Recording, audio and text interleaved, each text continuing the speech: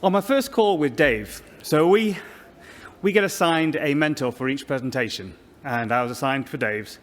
And on the first call I had with him, he asked, "What's your style as a mentor?" And I thought, I don't know. I don't think I really have one. Depends on the person, depends on the subject, I'm not sure.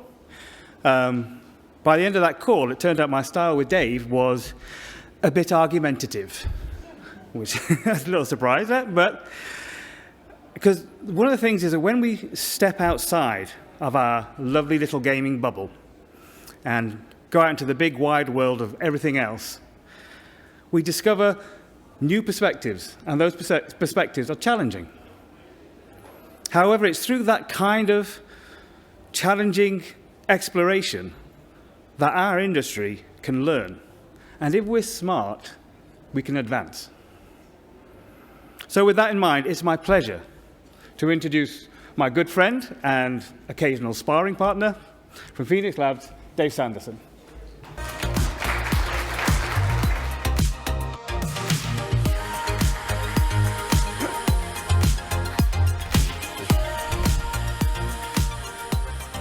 Good morning, everyone. Thank you so much for giving me your time during this conference. I know it's a bit of a whirlwind for everybody. If this is your first XDS, you are at the beginning of a pretty relentless march over the next few days. So if this is a thing that you've chosen to prioritize in your schedule, I really do appreciate it. Before we get started, I just want to give a couple of quick thank yous. First of all, to Chris Wren and to the Brand Live team for once again putting on an incredible event. It is a Herculean effort to get this together, and it is very much appreciated by everybody in our industry. I also wanted to give a big thank you to Sam. He is very much my friend and mentor on this project, and this talk is immeasurably improved by his participation. I wanted to thank my brother, Tom, who, if I say anything insightful at all about how airlines operate in this talk, the credit is entirely his. If I say something incredibly stupid or wrong about airlines, the credit is entirely mine. That is all my fault. And then finally, I wanted to say thank you to Jean-Marie Owens and Jesse Houston for giving me the chance to run external development at Phoenix Labs. A friend here last night was saying that one of our goals at XDS should be to choose one person and help them and give them a shot. And those are two people that both helped me and gave me a shot. And I'm very appreciative of that. Anyway, let's get into it. So, airlines. I love airlines. I love flying. I love everything to do with it. I love the whole process. I know there's a lot of people here today, maybe even arriving a day later than expected to, that might not love airlines. But I hope by the end of this talk, if you don't love airlines, at least they will make you think. And maybe on your trip home, it'll change your perspective a little bit about how we should operate our outsource networks. And it's important to me that you think airlines are relevant to external development, because I believe that very deeply. And I hope by the end of this talk, you will think so too. One of the reasons why I love airlines so much is it's the underside, it's the underpinnings, it's the thing that's going on under the surface that makes it interesting to me. And why that's obvious for me, it actually relates to this, which is not obviously related to airlines. If you are a movie fan, this is one of the most iconic scenes from the movie Alien, where that poor actor John Hurt is about to become the very first victim of one of the most iconic movie monsters in Hollywood history. Why it matters, and I promise there is a winding line between this image and why I'm up on this stage. I first saw this image when I was 8 years old. We were at a family dinner, and all the grown-ups were upstairs doing whatever grown-ups do, and I was downstairs in, honest to God, a dark basement watching what turned out to be a horror movie awards show. And so I saw this scene as a very small child, and it terrifies adults, and it sure as heck terrified me as an 8-year-old. And what could have just been a story that I told to a therapist someday wound up being something very different because of what followed after it. And it was this. This is an image of the VFX crew rehearsing this scene. And this is, in fact, where we learned that the head and arms of the actor are the pieces that are real. The rest of the actor is actually sitting on a lawn chair under the table, and everything else was a prosthetic. And this was the moment that it transitioned from a story into how it was done. This is the thing where I learned, A, to love the underside of things, the hidden side of things. It's also the very first memory I can point to that made me want to be in movies. And many years later, I went to film school, and I did exactly that. I spent about 10 years in the film industry. I got to work with some pretty amazing people. If you notice they all have blood on their shirts in there, it's because the kinds of movies I made, we always had cameo roles, which means we needed to kill those people in 2 days of shooting or less. So these are always after their death scenes. And I tell you this because when I say I love movies, which I'm going to talk about in just a second here, it's because I have some experience there. So I actually do have a perspective on this. And so there's one, this matters to movies, and the other thing that matters to this talk is this guy, Sam Carlisle. You might recognize him from a few moments ago. He is a friend, a mentor. He is one of the most insightful people that I've ever spoken to about our discipline. And he is also tremendously good fun to argue with. And a year ago, almost to the day, he and I were sitting in the bar downstairs at Honey Salt that I'm sure many of you have already been to, and we were talking about Sam's talk for that year. And he was really excited because he had spent a whole bunch of time thinking about how Hollywood operated and the lessons that external development could take from the movie method. And we had a wonderful conversation, incredibly vociferous argument. And I had not yet seen his talk, to be clear. And Sam was interested, he was excited, he was insightful, and from my perspective, he was wrong, deeply wrong. And I hadn't seen the talk. I have since seen it. You should absolutely watch it. It's on YouTube. He makes some incredibly good points. But it's important for me to talk about this because it stuck with me, the idea of why would we be looking to Hollywood for cues on how to do external development? And it bothered me, but I couldn't really articulate why it bothered me. And over the last year, I think I have come to an answer about that. And that is why I wanted to give this talk today. It comes down to this: Waterfall and The Mandalorian. Waterfall, because that is how Hollywood movies are made. Brick by brick, phase by phase, step by step, order in order, every single time.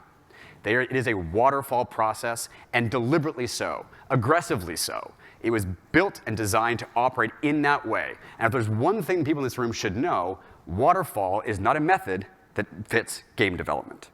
Whether you want to be agile or not, if there's one thing we are not, it is linear and step by step. And the reason I want to talk about The Mandalorian is less that show per se than what it represents. So what you see here is a behind-the-scenes shot from that show, The Mandalorian. This is a technology broadly called stagecraft or the volume or a whole bunch of other kinds of things.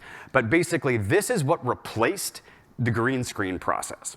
So green screen is, again, a very much waterfall process. It makes it possible to shoot on set and then replace the backgrounds later, and you do it in order the same way every time. Now, this is what changed everything. And not only did it change everything, because you can see everything in real time, this is an example of games technology arriving in Hollywood. This is technology, this is expertise flowing from us to them, not the other way around. Hollywood is looking to us for cues on how to make things better, and I'm very concerned about the idea that we would be looking to them for cues on how we should work. The Hollywood industry has spent, honest to goodness, a century getting good at waterfall. And we, as a comparatively young industry, are not invested in learning how to do things their way because the way they do it does not suit our problem set. So what I want people to take away from this talk is that while Hollywood has developed a process for solving a particular kind of problem, we have a different kind of problem, so we should be looking to people who solve the same kinds of problems that we are trying to solve. And the games industry in general, and external development in particular, needs to look more broadly. We need to look outside of ourselves and outside of the entertainment industry for best practices on how to work. And there is no consensus on how to do XDev right. And the best proof of that is talk to any service provider here on how every new contract, there's a new way of working. There's a new pipeline, there's a new process, there's a new contract. It's new every single time. The number of studios that are forcing their service providers to reinvent the wheel over and over and over again is because of a lack of consistent process. And so we don't know what the right answer is, but we're in the process of figuring it out. That's what this conference is all about, actually, is figuring out the right process. And it's tremendously important to me that we take the right lessons from other industries, not the wrong ones. So while Hollywood may not actually be without things to teach us, I think it's really important to us that we take the right lessons from what's going on. So all of this as preamble to, OK, what kind of problems are we trying to solve? What are game dev problems? What are XDev problems? And I would say, ultimately, XDev is about making sure that we have what we need, where we need it, when we need it. These are fundamentally logistical problems. It's about a game team having gaps in its expertise or in its pipeline or in its capacity. They need something. They don't have it. We go out. We find it from a service provider. We bring it together. This is a logistical problem. So our logistical problems are also only going to get more complicated. And the reason for that is that I believe AAA development is external development. It is impossible to make a AAA game without an enormous network of service providers. And that is both on the face of it obviously true, and yet our industry barely acknowledges that's the case. Everybody who cares passionately about external development still tries to fit into one floor at a convention center in Vancouver every year. We don't all fit, to be clear. If any of you have friends or colleagues who didn't get tickets, it's not enough. But for something that is absolutely critical to how every single one of these games get made, we don't pay nearly enough attention to how this operates. So I think that it's important for everybody, not just people who come to this conference, but our collective industry more generally. AAA development is external development. It's about leveraging networks of service providers, and those networks are not simple. So this kind of outdated model, this idea of like the AAA studio that sends off kind of a few parcels of work that's like less desirable to the outsourcers, this is not just outdated, it's flat out wrong. This is not how games get made. And while it may be possible to imagine a scenario like this, the reality of it is wildly different. And acknowledging that that's the fact, that that's the truth, will allow us to have a more honest conversation about how this should operate. So when you look at this network, it probably doesn't look anything like your supplier network. Your supplier network probably looks something a little bit more like this. And if it's a mess, that's on purpose. This should look like a mess. It's often very messy and unstructured.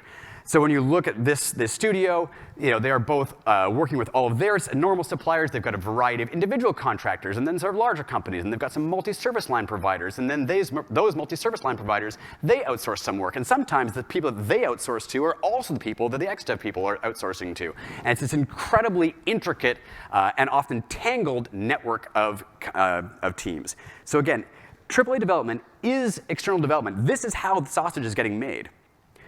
But remember, the AAA development is made by networks of networks. It's not just your network of suppliers, it's your supplier's network of suppliers. And so our ability to leverage networks is our ability to be successful as an industry entirely. So there's a reason why the number of service providers with over 250 employees grew by 23% last year.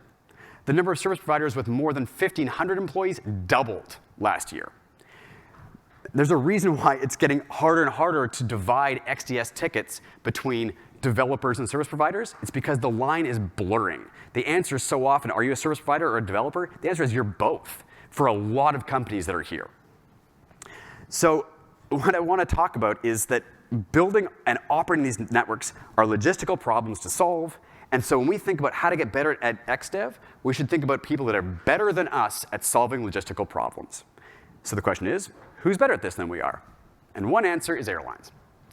So at its peak in 2019, obviously the airline industry took a pretty big hit during COVID, but they were carrying nearly 4 billion passengers a year. That's over 10 million passengers every single day. And though they did take that pretty big hit of COVID, the International Air Transport Association, there you go, I knew I was going to get that acronym wrong, estimates that within the next 1 to 2 years that they will be past the 2019 peak. This is an $800 billion industry. That's over 4 times the size of the entirety of the games development industry. And that's just commercial airlines, to be clear. That doesn't include the wider aviation industry. I'm not talking about the Boeings and Airbuses of the world. I'm not talking about R&D. I'm not talking about air traffic control or regulators or anything else. I'm just talking about commercial airlines. It's also worth paying attention to that this kind of ecosystem that the airlines are operating in does bear some resemblance to how games work as well when we think about ratings agencies or shared technology like the Epics of the world or the Unities of the world, where we are actually seeing a structure in the games industry start to more closely resemble something like this. And anyway, but for us XDev professionals, I think commercial airlines specifically are who we should be paying attention to. And I know folks love to complain about airlines, but let's just take a second to consider the achievement of what they have done. At any given moment, including right now, there are tens of thousands of human beings ripping around the sky at hundreds of miles per hour all the time on the assumption, and rightly assuming, that they're going to get where they need to go safely and conveniently, right? We take it as a given that a person can go from anywhere to anywhere on Earth in a matter of hours for a cost that billions of people can afford, and that you're going to get there safely and in a timely way. That's jaw-droppingly complicated, and yet they're able to do it. So how good do you have to be at your job to allow people to complain about things like bad coffee or lack of leg room or an hour delay on the tarmac? Consider just how many things had to go right for it to be possible to do that. But remember, it wasn't always this way. On August 25th, in 1919, the Aircraft Transport and Travel Company used that DH-16 to start a regular flight from the Hounslow Heath Aerodrome to Le Bourget, just outside Paris, for the first daily international flight. This is the very first functional airline. And while today airlines are convenient and affordable and extremely safe, it didn't start out that way. This airline was neither affordable, nor particularly convenient, nor particularly safe. So it took the airline industry 100 years to go from this to this. Now, obviously, there are enormous changes in the technology, in the scope, in the scale of what the airlines are capable of doing. But what I want you to take away from this is to remember that airlines are a mature industry. They've been at this for a century. Games development, and particularly external development as a discipline, are young. We are much closer to that first picture than the second in where we are in our development. So when you think about airlines and what kinds of problems they worry about and what kind of problems we worry about, it's important that the people in this room don't misunderstand what the airline network people care about. It's not make the plane get there safely. It's not do the passengers arrive okay. That is a problem that had to get solved a very long time ago. It's not that it isn't a hard problem. It's actually a very hard problem, but it's a solved problem. There are huge apparatus in place to make sure that your ability to travel by air is incredibly safe, that the planes are going to get there on time, that they're going to have the fuel that they need. That's a solved problem. What they're at now is much more about making sure the network operates efficiently. Not does the network operate at all, how does it operate efficiently? So the thing to take away from this is that network operations are about optimization problems. So when we start to think about how this applies to game development, it's not just did your service providers give you the stuff that you wanted. It's about leveraging the network to be as efficient as possible. So things like pricing, crew scheduling, revenue management, airport resource management, sales and distribution, operations control, all of these are incredibly deep disciplines within the airline industry, and all of them are about optimization. So to put this more closely into a games language, they're thinking about not things like, did the game crash? These are more like day 30 retention problems. Like it's all about how are they tweaking the metrics to make sure that their network is operating at peak efficiency. So what you're actually looking at here is the Operations Center for American Airlines. It's worth noticing, and that it's not a coincidence, that this place looks an awful lot like a game dev studio. This is what makes airlines successful, not is it a big shiny plane or not. So what the airline industry sells is transportation services. Right? I mean, they're glorified shipping companies, really, moving things from A to B. And the things in that scenario, the things being moved, often get referred to as needy, expensive, self-loading cargo, which I really appreciate. It's also worth noting that this network that they operate can't stop. So once you have a plane in the air, it's got to land somewhere, ideally on a runway, safely. But the stakes of these networks are so high that I also think it's instructive to us to look to, say, airlines as opposed to like trucking or something like that. A disruption on the road is a traffic jam. A disruption in the air is potentially a plane crash. So it is. I appreciate just how high the stakes are here, and why I think that's actually instructive for how we operate, and maybe for things like a live service. So when you think of airlines, if you think of just these kinds of pictures here, so you've got the nice little check-in gates, and you've got the inside seats and all those lovely little product shots. I think if this is what you think when you hear airline, you're actually missing the most important part of the picture. What you should be thinking about is this. Airline's true product, the thing that they do, is logistics. And so shipping is move the stuff from A to B. Logistics is the strategic component of that, of not just moving the stuff, but where and when and how to move it, and not just moving it from A to B, but where should A and B be in the first place? How do you choose the destinations? It is, like external development, both tactical and strategic. So if you're having trouble relating these images on the screen to like game development, I would encourage you not to think of it in terms of like, they work with planes and we work with code. Think of it not from the micro level, but from the macro level, where the idea of a network operating efficiently is the thing that is most important. Does the network flow at the macro level? That's why it is important to XDev, and it's important to them. Like the analogies are going to make more sense when you zoom out a little bit. Also, let's acknowledge. First of all, I love this quote. This is an airline engineer that I absolutely adore.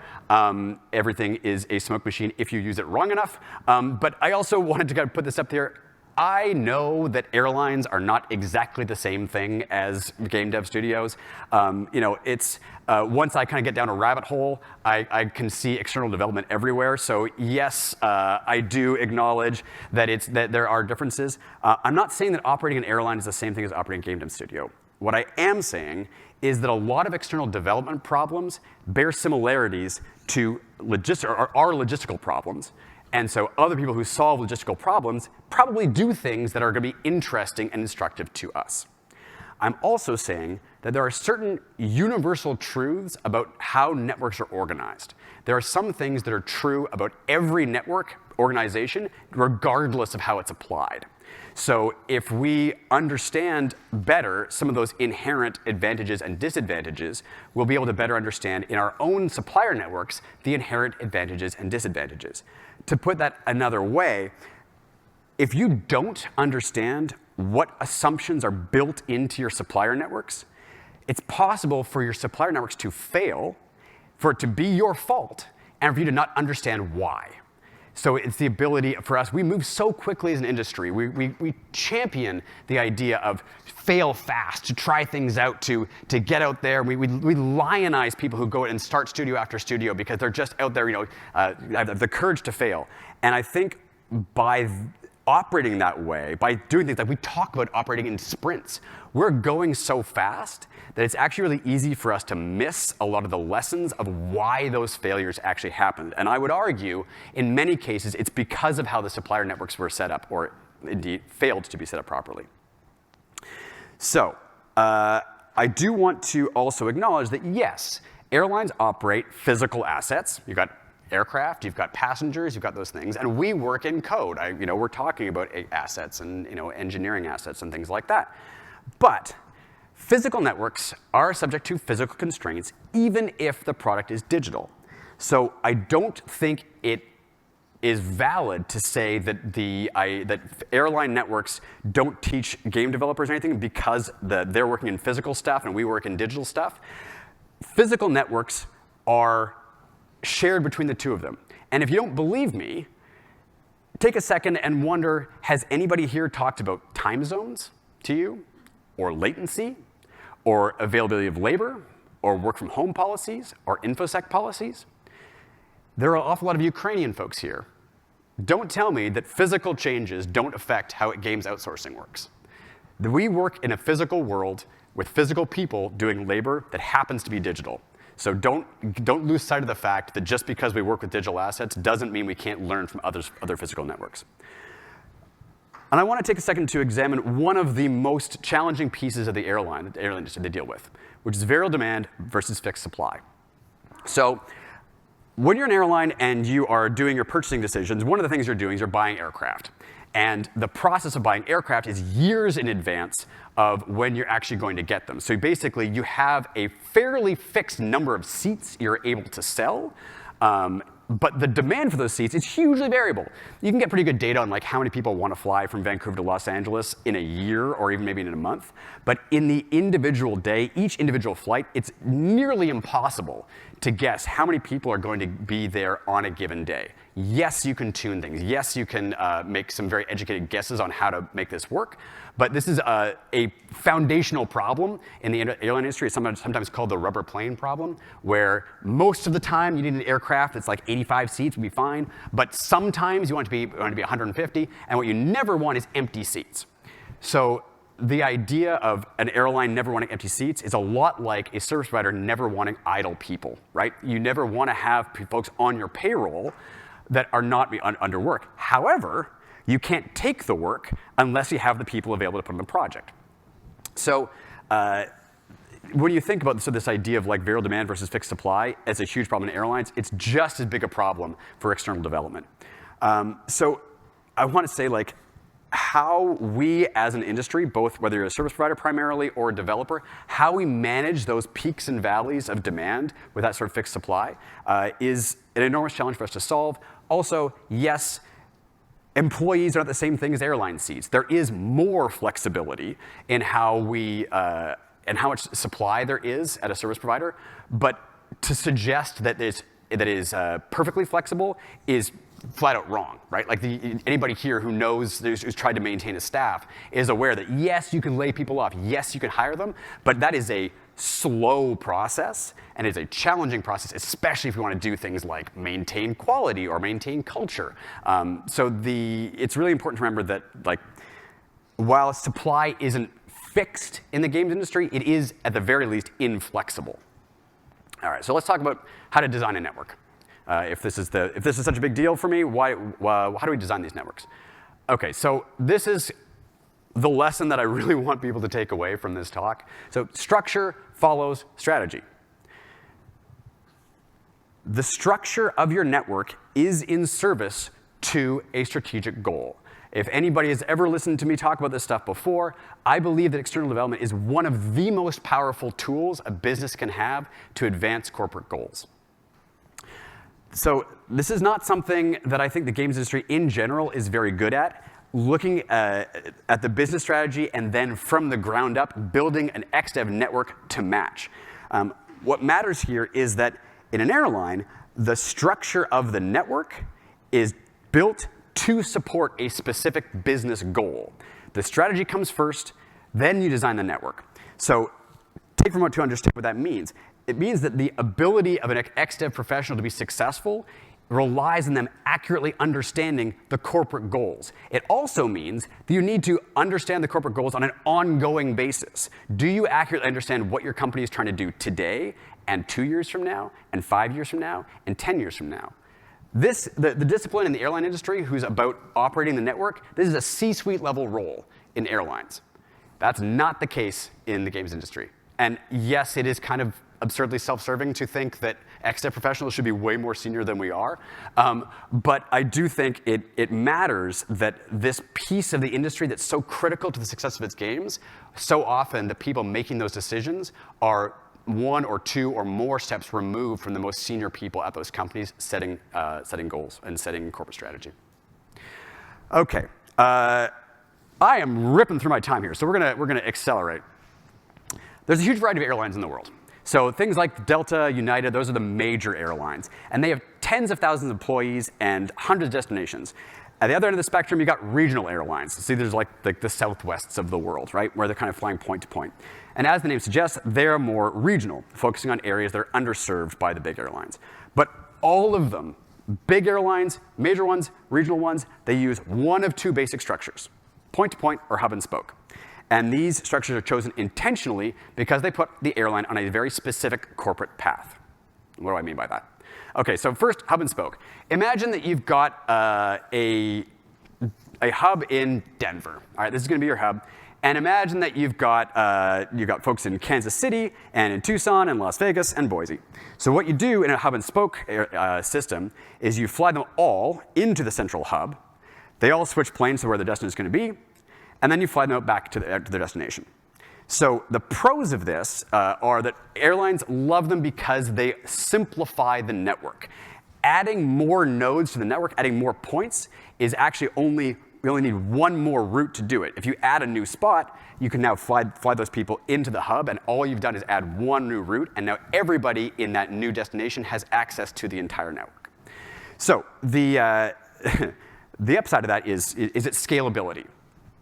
However, you also get to do a thing where by assembling people in a central hub, you can then load them onto larger aircraft. So you can then have bigger planes, which have bigger reach, which allows you to have international reach.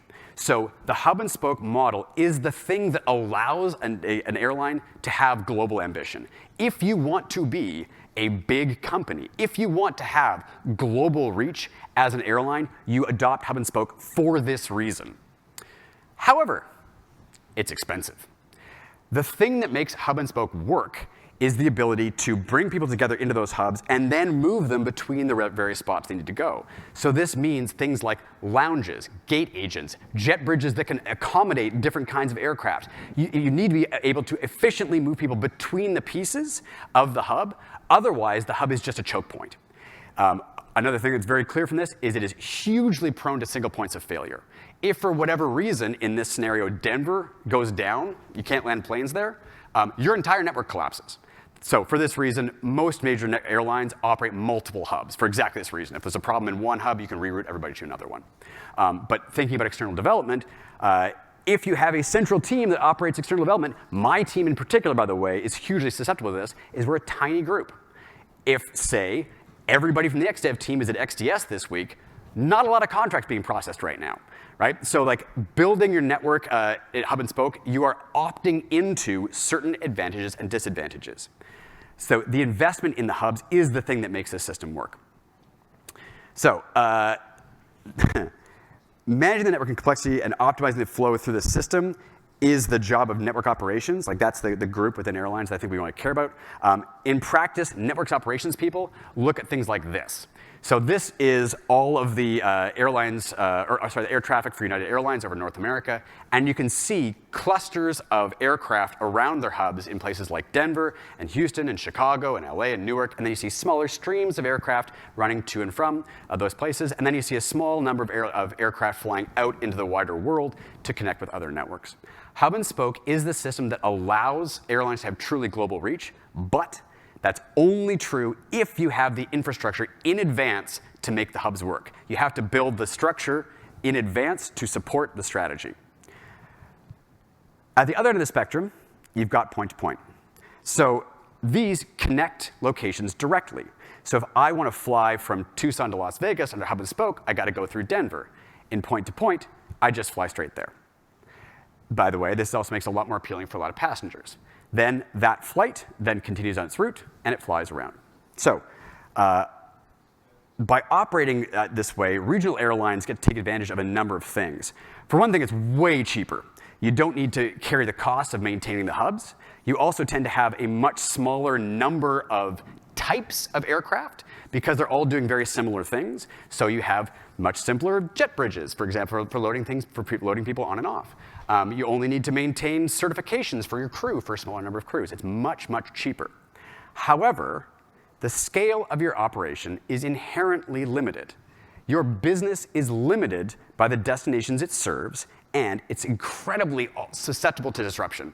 So if for whatever reason there's a disruption at one point in the network, so say the people can't get out of Las Vegas, well, all of a sudden, the people and the pilots and the crew and the aircraft that you're expecting to have up in Boise now is not there. And then that problem cascades through the network. So this is a very, very risky way of operating if you don't have a way of accommodating people by moving them around. So this, by the way, this kind of choke point in your network is something if you as a supplier, if you're an Xdev professional, if you build your supplier network this way, you are opting into this kind of risk. So again, what does this all have to do with Xdev? So again, so this is the most basic level, like A to B, designing a network. We're moving stuff, and you could be moving stuff from Vancouver to LA, or you could be moving stuff between a designer and a service provider. From an airline perspective, each node is an airport. For us, each node in this case would be like a developer and a service provider.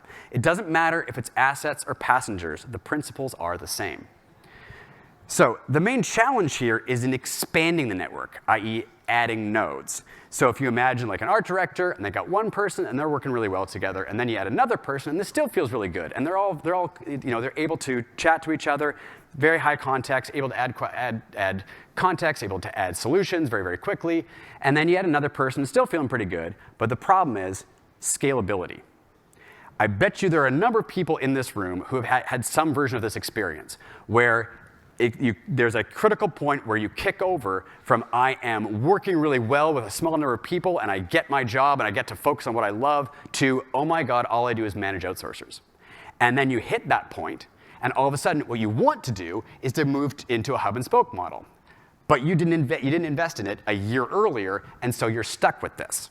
You are baking yourself into this kind of this way of operating. So again, the problem with point-to-point is it doesn't scale. The other end of the spectrum is hub and spoke in Xdev. So in this way, you've got all of your suppliers flowing components into a central hub. The hub isn't creating assets. The hub is ensuring that traffic through the network is flowing efficiently. And then by doing so, you are then able to parcel things out and send them out to other game teams. It is a scalable solution. And again, this network is the thing that allows you to be global. This system is the way that you're able to take on, for example, a large number of AAA games at the same time. So which one's better? Which one is the right choice? Well, the answer is it depends. The answer to which one's better is answered with the question, what's your strategy?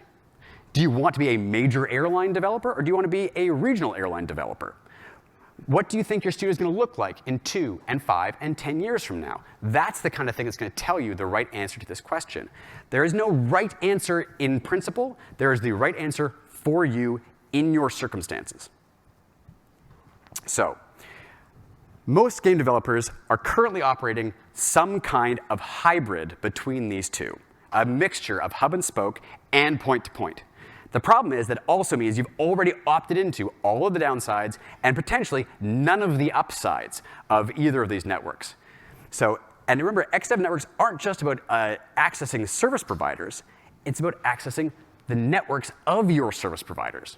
So if you imagine this is Phoenix Labs, and we got these are A1 through 3 there. Those are our main service providers, and then B is another company that we work with. It's Roommate, it's Keywords, it's Globant. So then we get to access more people, but again, we're building single points of failure into our network. If we lose that first connection, we're losing access to everything else. And again, this isn't necessarily a bad thing. It's not the problem. It is a thing you need to acknowledge when you start building your supplier network, acknowledging what kind of decisions you're baking into your Xdev network from the very beginning. So I want you guys to return to this idea. I'm convinced that AAA development is external development.